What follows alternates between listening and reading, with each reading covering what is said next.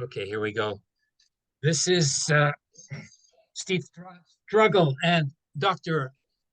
Abraham Weizfeld here speaking to you on our weekly broadcast of Here and Now.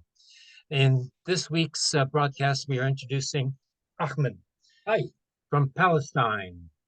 And this is an opportunity for us to have a conference between a Palestinian militant, Black Panther, and a Jewish anti-Zionist Bundist. This is a first ever. And here we go. Now, Ahmed, we looked at our last video broadcast, and he had some comments to make to me, because I was discussing the the issues there, from as an internal sort of analysis, but Ahmed, will discuss it, from a Palestinian perspective, and then we can go from there. Okay. Hi, it's nice to meet you, comrade. Nice to meet you too. Welcome. Welcome to you too. Thank you very much. Appreciate that. Unfortunately, it's gonna be short for me because my daughter's coming from out of town to see me. So we didn't know that it's gonna be long to get connected. But anyway, I could, say what I want to say about what's going on inside the Zionist entity. I always Please, please do. refrain from using the word Israel. I don't believe in that thing. I call it the Zionist entity. To me, as a Palestinian, and most of Palestinians, I would say the vast majority of Palestinians, what's going on inside the Zionist entity of strife against the the laws to change the access of the Supreme Court to the Zionist law of their so-called Knesset. It's a we see it between colonists among themselves, fighting to between one side who wants to preserve the Zionist state as Western social democratic entity as part of the West, whereas the other side who wants to take it to the other side, which is more autocratic and dictatorial and authoritarian model. So as far as Palestinian concerned, within inside so-called Israel, or who lives on the West Bank Gaza Strip, this has nothing to do with us. We have nothing. We have no stake of it. And calling the so-called opposition to make room for us is kind of something is nostalgic, or it's naive, very naive to, because these people when they make their speeches and they make their expose in the podiums, they're talking about how Zionists they are and how murderers they are and how much they are protecting Israel from the Palestinian terrorism. So they're competing among each other who is more fascist and who's more murderers. So to us, we have nothing to do with it. It's a fight within themselves. It's good for us to see them weakening as a colonial white establishment on our land, but we have nothing to do with it. I'm sorry, I have to go. My daughter is here. I haven't seen her for about 3 years, so it's very nice to see you. But definitely next week I will spend more time. I'll have all my time with you guys to discuss it this Good. Saturday. Thank you, Good. Steve, for your time and perseverance with me. Well, thank Right. you for being here. I really cherish the opportunity to talk to an on-the-ground Palestinian militant. There's many things I would like to ask questions and draw some lessons from you. So I look forward to our next chat. Absolutely. It's always my pleasure to connect with my brothers in revolution. Take care. Thank you very much. All right. Solidarity. I'll give Dr. Abraham the podium. Okay. Okay. Okay. Well, that was a good introduction. The reason I'm interested in this dialogue is I think that, okay, there has been a fundamental shift in analysis of what's happening with the Black people of the United States. All of our democratic rights have been tied into law, policy, and Supreme Court rulings. And we've seen the last few years, laws, policies, Supreme Court rulings have been used against us consistently with no let up. And I am under the analysis that African Americans, Black Americans should learn from our Palestinian brothers and sisters in Israel, who I think are in a very similar situation. The different particulars, but overall, same type of colonial oppression by an oppressor government, backed up by racism, discrimination, and historical oppression. So I'm very happy to open up this dialogue. I think it's very important. Yes. Okay, we'll continue with Ahmed in the next week's broadcast. Very good. I am planning myself to go back to Palestine. Oh, and I want to settle my affairs in Montreal, Quebec, Canada, where there's nothing, no sort of avenue for me to be able to advance. It's just repression after repression, and Right. lack of solidarity, from the existing socialist currents. Well, not the Maoists. The Maoists, they've always, welcomed me to come and speak, even, when I first published my book on Sabra Shatila. But the other, the provincial political party that is basically socialist, that has 10 seats in the National Assembly now, I got expelled there, because they parachuted a candidate in against me, who was anti-Semite, and who thought that the Jews don't count, and she said so. So I ran against her and I got expelled, so then never, could I work with that party again, So, Right. and then, to find, and then we have, a cultural center, but to find other socialists to work together, like, it doesn't happen.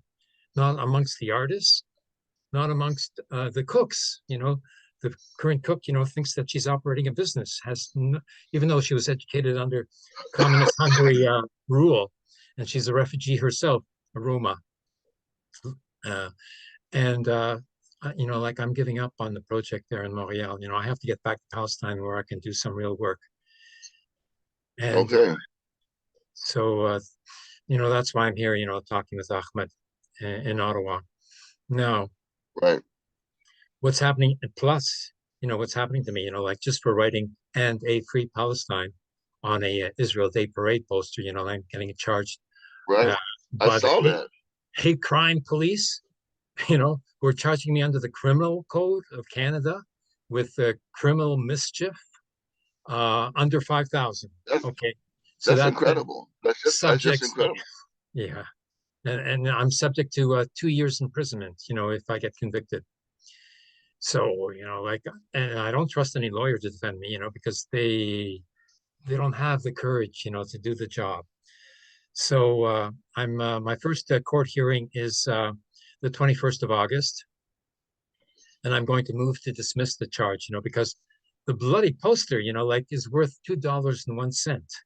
I got this information from the evidence, that I picked up from the police because I'm defending myself.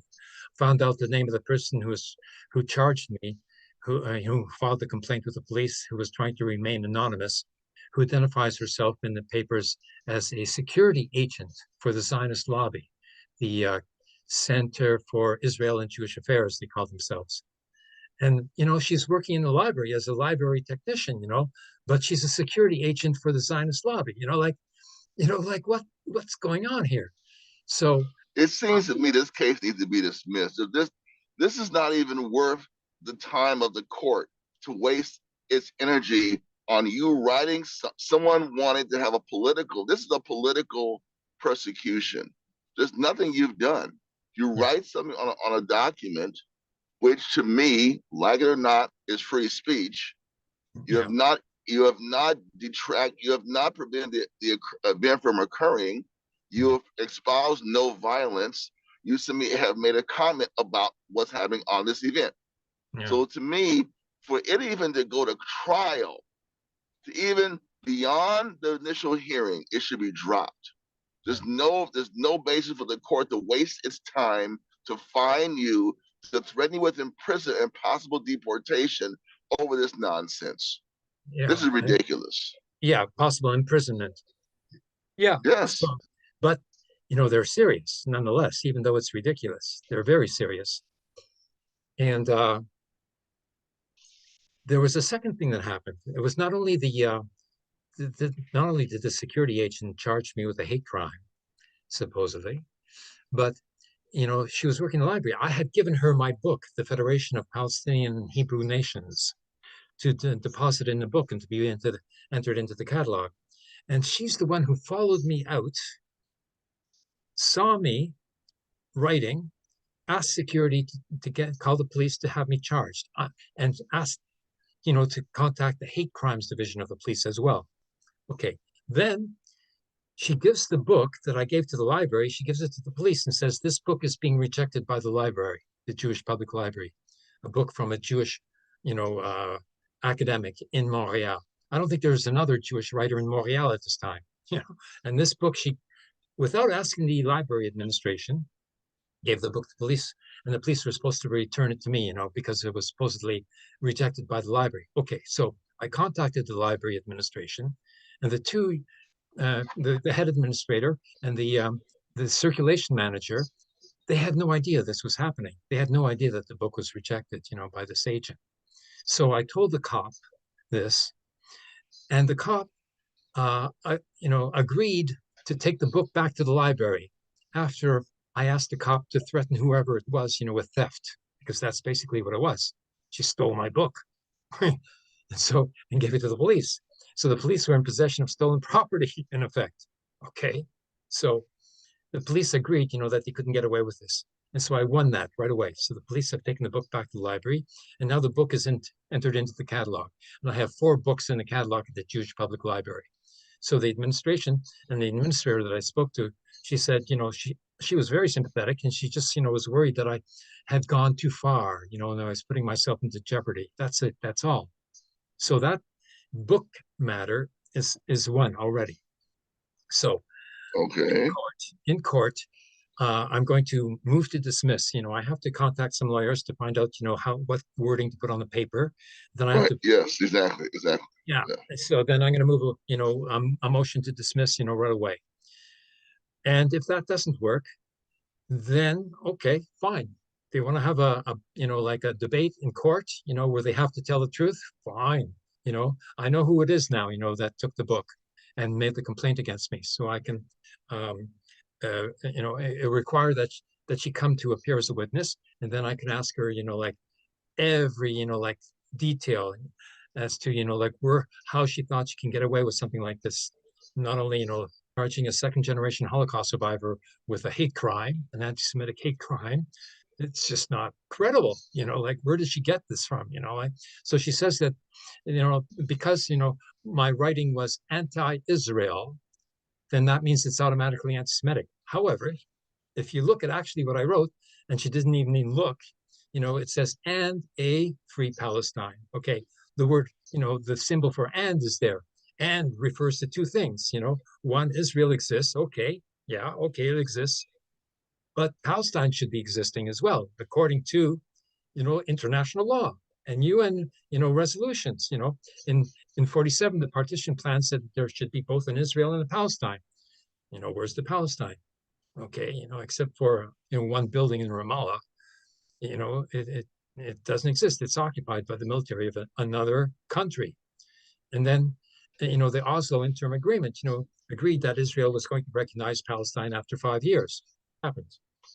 So, and they keep on stealing the land. Ahmad can explain, how they do this. It's incredible. There's all sorts of lands, under various legal categories that are being, stolen. So, I can ask her, didn't you read, what actually, was written on the poster? It says, and a free Palestine. All she saw and quoted to the police was the words free Palestine. And this is considered to be anti-Semitic by the Zionists. No, free Palestine is not anti-Semitic. Free Palestine is free speech. It's advocating the right of an oppressed people for self-determination. It's not against anybody. It's for somebody. My question to you is, who is her attorney going to be? She doesn't need an attorney because it's the police who are prosecuting me. It's the crown prosecutor, crown, like the crown of England, the King of England's, prosecutor is prosecuting me here in Okay, so Canada. you're saying that the state is the prosecutor, Yeah. and she is the witness for the state. So the state has to be compelled to drop the charges, Yes. because if the state allows this case even to go further, Canada will be put in a very precarious situation of not only opposing free speech, but equating criticism of Israeli policy with anti-Semitism, Yeah. Yeah. which is nonsense. But Yeah. maybe they want to make that stand. I don't know. We'll see. Yeah. That's what they think they can get away with. Okay. Well, at least she does, and so, this is going to be a case which is going to be a precedent. So the whole Zionist argument everywhere that they use, that criticizing Israel is anti-Semitic. Well, No, okay, this is going to be defeated, and therefore, after this point, when they use that argument again, you know, this can be referred to as a precedent, saying, well, the court rejected right. this argument. You can't use that argument anymore. Well, It's gone. It's going to disappear. are you seeking what kind of international solidarity or local solidarity are you seeking and have been able to Hmm. develop? Yeah, I put out a press release, sent it out to all the Jewish and Canadian and international media. No response from any media outlet. Nobody wants to cover this. Al Okay, Jazeera, Al Jazeera hasn't responded to you. I don't. I don't remember if I have Al Jazeera's email address in the Okay, list of media. I should check on that. But the yeah, Al press release, Jazeera. yeah, What about Russia Jason Today, Press Haruri? TV, yeah, all of those, like that should be Yeah, answering. right, right. I'll, Press TV, Russia Today should be covering this. They should be on this. yeah, Um, what about Jason's program? Has Jason Jason has already mentioned made a you? video. Yeah, he's made a video in solidarity. Good, So have very good, about three or very good. four other comrades as well. Very good Okay, statements good, initially, like good. outrage, Okay, very good, statements of very good. That's outrage. that's very important. And then I got Okay. a militant, a Jewish militant from 48 Palestine. She responded, and she's expressed her solidarity and will continue to do so. There's also the Jewish anti-Zionist comrade in Berlin who has responded. But I haven't even gotten, any sort of, statements from Canadian, Jewish anti-Zionist organizations, like the one that ripped off, my my conference that I organized in 2008 of the Alliance of Concerned Jewish Canadians, and they ripped off the whole organization, changed the name, invented their own name, and expelled me. And they're not, expressing Okay. any Well, solidarity with me either. So it's really, like poor, very poor, sort of a level of is so is solidarity. I guess another question I have for you as far as your defense campaign. What would you like people who have solidarity with you to do, who are Uh, not in Canada, who are not there, but they live somewhere else and they can do something to hmm, bring your cause known to the public or advocate against what's happening to you to a Canadian embassy or whatever, whoever. How hmm, do you, how would you want them to respond? yeah, right on. Um, if it goes to trial, what I would ask other organizations and individuals to do is to write a statement, a letter, and send it to me with their, appropriate information, who they are, where they are, and why they're, speaking out. And then I can deposit it as evidence to the court, so the judge can see this. Also, I have to find Okay, out if I can get a jury trial. If I can get a jury trial, then it'll be much better, because if it's just a judge, municipal court, if it's just a judge, then they get to choose the judge, the prosecutors, the crown, right. The prosecutor will choose a judge that they think will. The prosecutor will try to get the court get a judge that's going to rule in their favor. That's right. You're exactly right. Yep. Sure, yeah. Yeah. Yep, sure. So, So, why don't, okay, what I need you to do, Abraham, is to send me an update on on your situation so I can circulate the facts among people I know. mm, Because and the date of your hearing, mm, this kind of thing, because I want my network to know about this situation and to spread it among their networks so we can at least create a create a solidarity mm. network for you. Yes. I mean, I could even deposit these statements, on the 21st, asking for the charge to be dismissed. Yes. So, Exactly. We need to get all the help we can. yeah, For this first hearings, this is dropped. This is ridiculous. yeah. Absolutely absurd. Mm, Anyway. hmm. So that's what I'm willing to do, and I would encourage everybody who's listening, who's watching this program, everybody who's hearing these words, to reach out, to get involved, to spread the word, and to let Canada know that the world is watching. We're not Mm. just going to let uh, Abraham be railroaded and harassed because of his advocacy for liberation for the Palestinians and for the liberation of all of humanity. We have to stand with Abraham. Okay. Okay. Yeah. Like when I was called in by the police, to receive the charge, the first thing the police did was they locked the door on the room. Okay. So I was under detention already. I was like arrested and detained. Right. And they gave me this paper to sign, saying that I would promise not that I would promise to appear and that I would promise not to go back to the Jewish Community Center. And then they released me on my own reconnaissance after I signed that. So I have to get that limitation removed by the judge as well on the 21st, saying that I wouldn't go back to the Jewish Community Center because, that on the 21st of September, there's a general annual meeting of the Holocaust Museum, and I'm going to go. And I'm going to tell the judge that I'm going to go, and I want him to lift that limitation. And if he doesn't lift the limitation, I'm going to go anyway. And if they want to arrest me, they can arrest, second generation Holocaust survivor who's going to a Holocaust museum, annual general meeting, you know, okay. And, but, I had to sort of sign the paper in order to get out, in order to organize my defense, first of all, Right. because, Yeah. I Yeah. was Yeah. totally Right. isolated. That's just a concession. That's just a concession we make in our tactical maneuver we have to make. That's fine. Yeah. Yeah. That's fine. Yeah.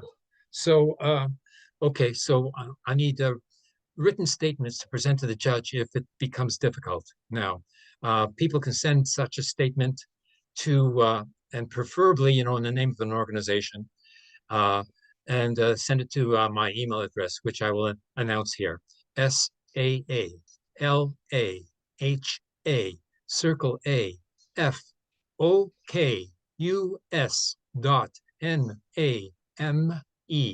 It's a generic email address.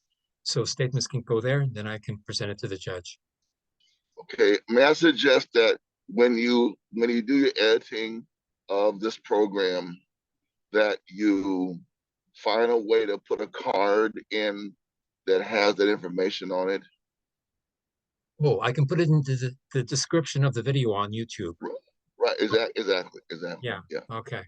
You can put a description. Also, if you want, you actually put a card on the screen that will show that will show your name and everything. Okay. The Yeah. address, everything. Just that's what I was just that way people when they hear it, they'll see it right there.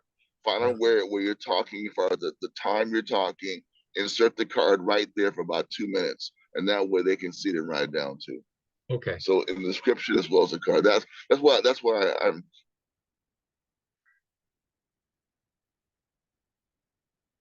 I can't hear you right now. telling. Okay. So I think for me, I'm just ceding my time to you and your situation because I think we have to work on this and get a solidarity going. So Okay. I will do it as soon as you give me the information. I see it in the description. I will circulate that among people that I know. Okay. I'm going to be putting out a second press release for the 21st, announcing that the censorship of the book has been defeated, announcing that first initial victory, and then explain, what's coming up and then asking for the statements of solidarity. Yeah. Okay. I'll put out a press release to that effect this coming week.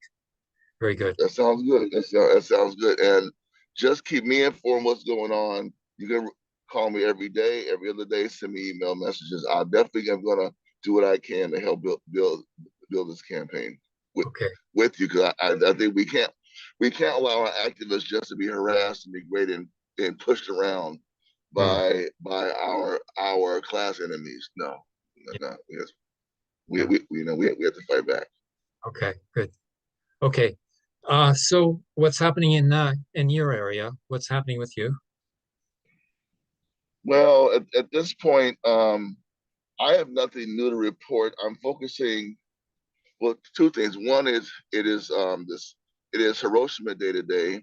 Yeah. Very sad day in the history of humanity. This movie Oppenheimer Mm. has been released. Oh, can't hear you now. Okay. Also, we have the situation in. Well, let me go back to Oppenheimer and Hiroshima Day. There's nothing to celebrate about mass murder using by weapons of mass destruction. Mm. Period. And while people have argued that the reason that the bombs were dropped was to put fear into Russia, the former ally in World War II, I still maintain it was an act of racial domination of white America over Asian Japan. And I will keep that as my view. Not that the bomb could not be used against other people, but it has not been used against anybody else. It's only been used against Japan. Yeah. When the bomb is used against whites, and I will withdraw my argument, it was a racial attack by white superior nation over a non-white nation. Yeah. Where they're fighting war. And that's how I see it. Chemical, biological weapons used specifically on civilians. On Yeah. civilians. A civilian city. It wasn't even, a manufacturing city. Right. So it was clearly designed as mass racial, mass ethnic war. That's what it was done. That's why they did it. Yeah. And to this day, there's never been an apology, nor, as I understand, any reparations. That demand still is on the table. When you have, it's in the same way that Oppenheimer movie has uncovered that the Congolese were working to mine the uranium to build the bomb, work with no kind of safety precautions at all, Yeah. none. So they had to die from leukemia and all kind of horrific diseases, never even considered. Mm. Again, so they take the raw materials from a non-white nation to bomb a non-white nation. And I hate to say it on racial terms, but sometimes the way that the capitalists and imperialists operate in this world, it's on racial terms. We're gonna keep the darkies and the yellow people in their place. We'll take it from the black man. We'll take his minerals and contaminate his people. Then we're gonna bomb the Asian people and keep them in fear. And for reparations, how dare you even ask such a thing? So I know that's not a politically correct way of looking at it, but that's how I see it historically, and that's how they do it. Yeah. So that's happening today. Yeah. This is a genocidal policy, which continues yes. The founding policy of the United States of America was genocide of the indigenous nations in North America. They, even though complete genocide was not committed, partial genocide was committed. That's for sure. Yeah. If not, they could not have taken over the land and just push people aside. So that's what's happening with me. That's the thing. That's all I want to talk about today. Is Hiroshima Day. There's nothing to celebrate. There should be strikes. There should be picket lines. There should be demonstration, attacking, opposing, denouncing what happened, calling for reparations, calling for friendship between people of the United States and people of Japan, because basically That murder was carried out in our name. Yeah. And that's nonsense. That's nonsense. We do not support mass murder using chemical and biological weapons. It did not have to happen. And the movie Oppenheimer is interesting. It's been released right around this period because now we're seeing the role, unfortunately, of the Communist Party of the United States and in the alliance with the Communist Party of the Soviet Union to create the bomb. Mm-hmm. That bomb should not have been created. No, no. I am not going to do that. Walk away from the project. Because Oppenheimer was thrown under the bus after World War II. So if say he wouldn't have participated, they were gonna make the bomb anyway, and they're gonna throw him under the bus anyway. So why not just say no from the beginning? Mm-hmm. Walk away from stuff that's wrong. You don't have to participate in something. If your party says do it, no, I'm not going to do it. I'm walking away from it because it's bad for humanity. It's just going to be mass murder. Just say no. It's easy. Just say no. Yeah. You don't have to do this stuff. No, you don't. Leave it alone, man. Just say no. I'm not doing that. Yeah. And, Yeah, Oppenheimer, he was manipulated, like such a naive, scientist. But he thought like he was trying to develop a nuclear bomb for the US before, Nazi Germany would develop a bomb. But Nazi Germany wasn't developing a bomb. They lost out on the heavy water in Norway, that was, sabotaged. And they also didn't agree with Einstein's, theories, because they called it Jewish physics, so they didn't believe, that it was true. right. Okay, so Oppenheimer had no idea that it was going to be used against Japan, and then I've seen the figure of 400,000 deaths, probably both Hiroshima and Nagasaki, but 400,000, it's practically 500,000 people right there, right away, like for no reason, Japan was even willing to negotiate its surrender, at that point, and of and they course they still were. Of course they were. They see there. Some countries have the sense to negotiate surrender. Right now in Ukraine, with the Ukrainian fascists in the United States, they don't have the sense yet to surrender. No. And all their boys are being killed. Husbands, sons, cousins, nephews, uncles, dead. It's time for them to stop that war, so even to maintain their own just national identity. But they won't surrender. The Japanese say, "Look, dude, we can, let's talk about this. This ain't working." They had some sense. They knew what was going on. So, and the United States didn't want to surrender. They wanted to massacre them, and that's why I say it was genocide with a racial and ethnic basis. And I'm not going to stop saying that because somehow this needs to be recognized as a deliberate attempt to destroy a population, a civilian population, by a far superior military power. And the Oppenheimer project, the Manhattan Project was simply a way of carrying out mass murder, period. So that's all I got to say about it, man. That's it. Well, we don't have much time left in this broadcast, but the United Let's States go. That's okay, bro. That's good. Even Biden has, when he visited Hiroshima, he refused to apologize. Refuse. No. No one in Congress will even put a bill on the. Where's the squad? Hey, squad, where's your bill, squad? Yeah. Come on. I mean, show that you have some courage, even if you know it's not going to get nowhere. Anyway, that's it for me. Yeah. So next time. Okay, so next week we're gonna meet again with Ahmed. We're gonna get he knows, like what he knows is not covered. Like we've got to give him a voice. This is very important. Great. Well, this is his voice right here. Okay. Yeah. Okay, great. Bye for now.